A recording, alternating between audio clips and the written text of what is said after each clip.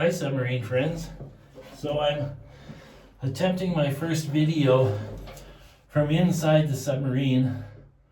Hopefully it works out. Anyways, what's happening is all the hydraulics are now hooked up. I hooked up all those lines, I hooked up the tank. So this little guy right here, that's my new hydraulic tank.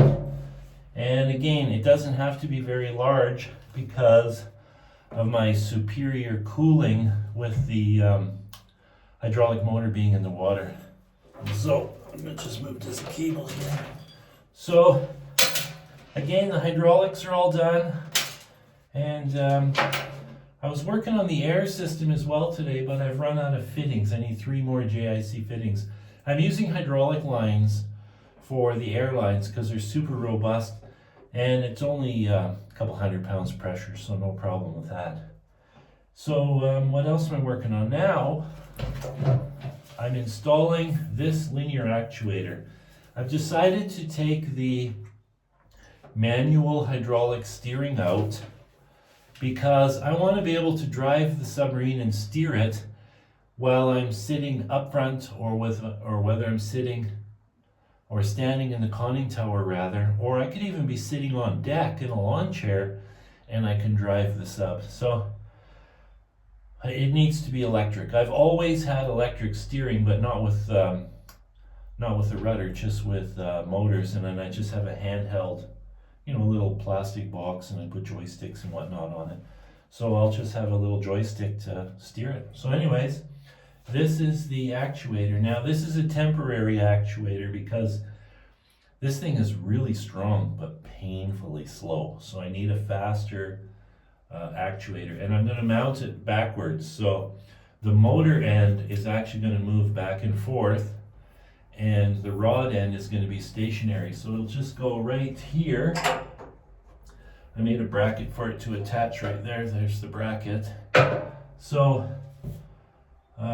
the reason I'm putting it in backwards is I keep hitting my head on stuff. So if it was this way, it would be sitting like that, and I would constantly hit my head on this. I always hit my head on this guy. That's why there's toilet paper or paper towel in here, because it's plugging the hole, because the diesel exhaust leaves a stinky residue. So there's normally a plug in here with a drain line that goes to the variable ballast tank. So when I dive, I can actually drain, or when I surface, I can drain this portion. So when I open the valve, a bit of water will come in here and it'll just drain out. So that's what I'm doing right now. Tomorrow I'll finish this. Steering goes in. So then the next thing I have to work on is moving, I don't know if you can see this, but I'm moving this cooling radiator and fan because I want to put a bulkhead wall in.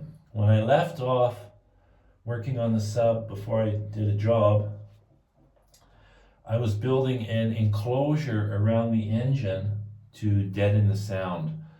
But over the course of working on that job, I had lots of time to think about it, and I decided, because it's so clean and tidy in here now, with, there aren't a million hoses and cables and everything going anywhere anymore, putting the bulkhead in just makes more sense. Plus I can make the bulkhead really, really soundproof. Sound is still going to resonate through the hull, but I'm hoping the water will absorb some of that. We'll see. My goal is to have it so that I can drive the submarine around and it's not much louder than my old Chevy pickup that I like to drive around. I mean, I don't know if that's realistic, but you got to have a goal. So that's what I'm going to do. I'm going to make a bulkhead. But I'm not going to rush into the bulkhead. I want to get this thing in the water.